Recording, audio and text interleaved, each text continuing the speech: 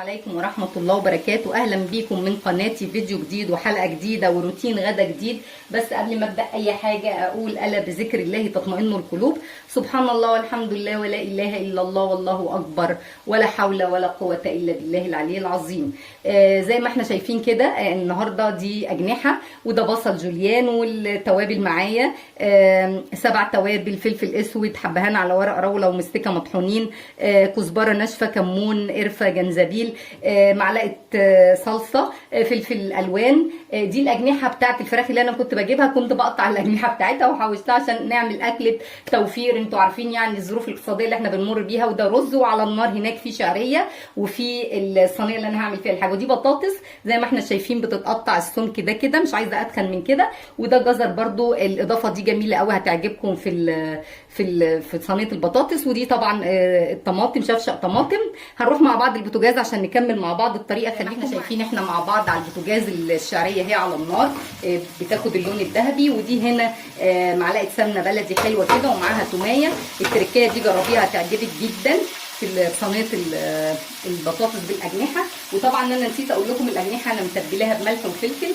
هنزل هنا بيها كده، انا عايزاها تاخد صدمه وتاخد لون في نفس الوقت.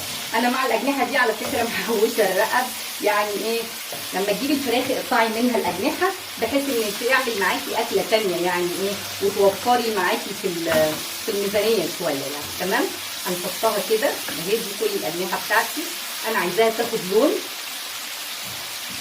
ودي طبعا الرقب هننزل بيه برده كده.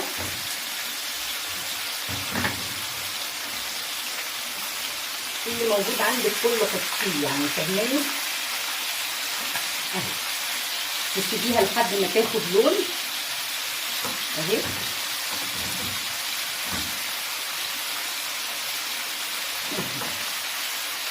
توسعي كده بحيث ان الصينيه تاخدهم كلهم. ودي حته دهن اللون بتاعت الفراخ. انا كنت غاسله طبعا الحاجات دي كويس بخل وملح وليمون. هسيبها دي. وهنا بقى احنا مع بعض في الرز لحد اخد اللون اهو. الشعريه خلاص داخله على اللون اللي انا عايزاه.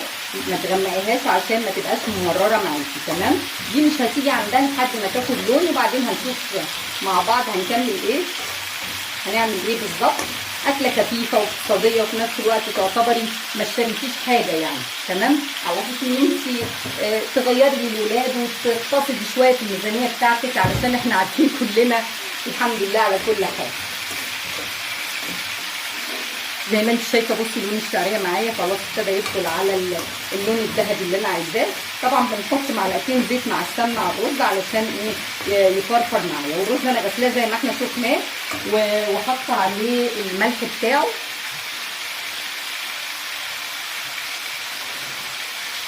طبعا هننزل بالرز اهو.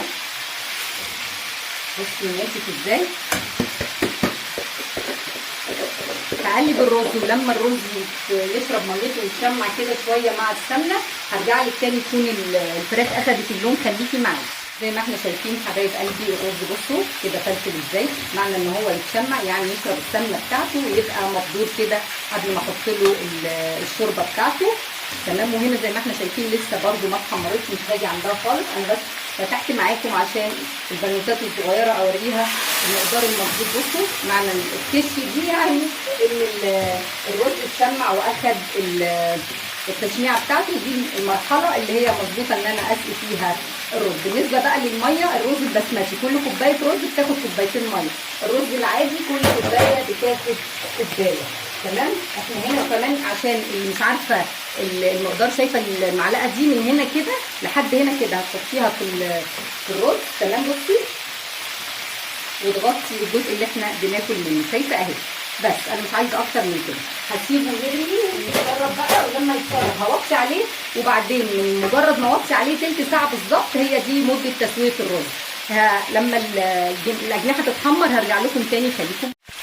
رجعت لكم تاني. انا على ما هي تاخد هحط على وشها البصل علشان زي ما احنا عارفين البصل يدبل ويطلع ريحته. مش هحركه برده الا لما احس ان الفراخ تحتيه اخدت اللون. احنا بنكسب وقت كده. هنسيبه كده على الوش هيدبل. كل دي من مراحل تسويه الصينيه يعني زي ما احنا عارفين. كل اللي احنا بنعمله ده من مراحل التسويه. زي ما احنا شايفين دلوقتي حبايبي، انا بفتح الرز خلاص اتشرب اهو، هوطي على، شايفين خلاص اتشرب كده من الوقت ده تلت ساعه بالظبط، وتوطي عليه. هوطي عليه شمعه خالص، طبعا كلنا بنوتات شاطرين عارفين منين نوطي شمعه خالص يبقى واطي جدا. بالنسبه بقى للاجنحه، شايفين اللون ده خلاص اخدت اللون اللي انا عايزاه، واهي البصله بتاعتي دبلت معايا زي ما احنا شايفين كده. هتقلبي كويس عشان مفيش حاجه تلزق منك.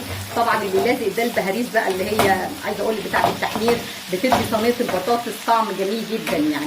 هبتدي بقى انزل عليها بالتوابل بتاعتنا اللي احنا قلناها قبل كده، وهنزل عليها بالفلفل الالوان. تمام، وتدي تقليبه برده تشوحي فيها الحاجه بتاعتك دي كده اهي. شايفه، عايزه اقول لك الريحه بتاعت التومه في السمنه قلبه ريحه المطبخ بصراحه جميله جدا يعني. تمام اهي، احنا كده بنقلب التوابل عايزاها تطلع الريحه بتاعتها بس. تمام، كل اللي انا هعمله بقى بعد كده هنزل بالبطاطس والجزر. بسم الله الرحمن الرحيم. الحاجات دي هتفضل طبعا اكيد. هي الصينيه بتاعتي كويسه كبيره ما تقلقوش يعني. تمام، انا لسه ما حطيتش ملح على فكره. دي الفلفلايه، البوتاجاز نضيف، نسيب دي كده شويه لما تاخد وتدي مع بعض. على ما دلوقتي حبايب قلبي، على بقى ما الاكل يخلص هنغسل المواعين. ده الصابون اللي انا عملته معاكم، بصوا عامل ازاي، ده الصابون بتاع القشر المستفندي. هنغسل بقى ودايما حاطه فيه الليمون اللي انا بصوا بعصره، بشيل القشر بحطه في الصبانه علشان يدي المواعين ريحه حلوه معايا يعني. اول باول بقى كده نغسل المواعين بتاعتنا علشان ما تكركبيش حواليكي وتحسي ان الدنيا رايقه. الاكل بيستوي يبقى انت تفنشي المطبخ بتاعك. بصراحه انا ما بحبش ان انا اكون مواعين، دي المواعين اللي انا استهلكتها طبعا اثناء الاكل، مفيش اي حاجه خالص.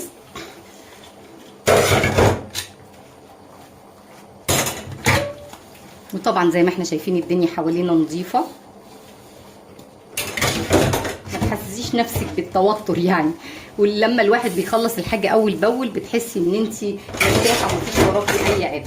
تمام، طبعا انا مش غاسله بسلك، انا غاسله بالسبونشه بس، على اساس ان دي بلاستيكات واستانلس، والاستانلس زي ما انتم شايفين معايا من وقت للتاني كده انا بلمعه بسلكه، وساعات بحطه في طبق فيه كلور، شويه مسحوق كده وكلور وملح ليمون، بتبصي تلاقيه بقى فله يعني. مش عايزه اقول لك ما بيبقاش فيه اي حاجه خالص، بيبرق يعني. والكوبايات بتاعتك برضو تغسليها ومن تحت كده تنضفيها دايما.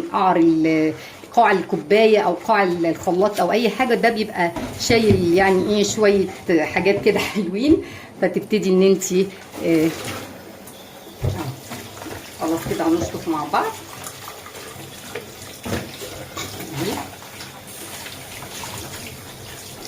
بسم الله، تشطفي بس كويس من الصابون علشان الحاجه بتاعتك تبقى نظيفه.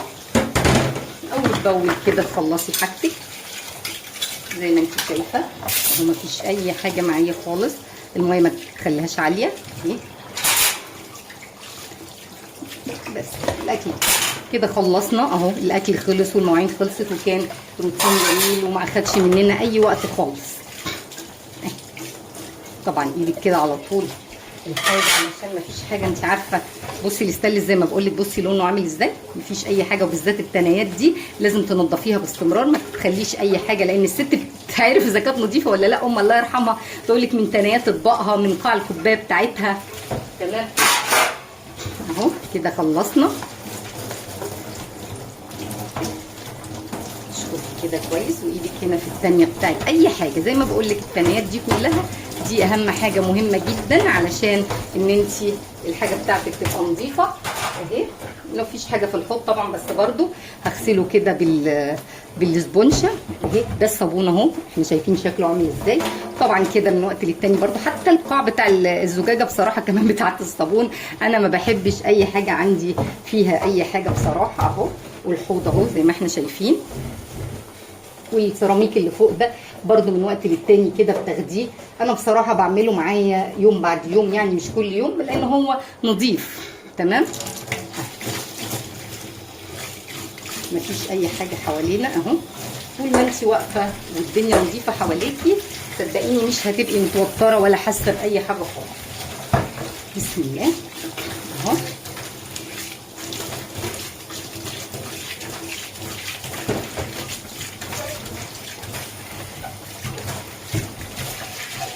انا هجيب لك منظر الحوض كله لان مش عارفه التليفون جديد والكادر بتاعه مش عارفه اظبط في الكاميرا على الكاميرا الواسعه بصراحه.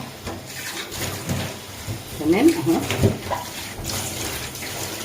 شايفه اهو انا كده وضحت لك الكادر شويه، مش عارفه اجيب اكتر من كده بصراحه.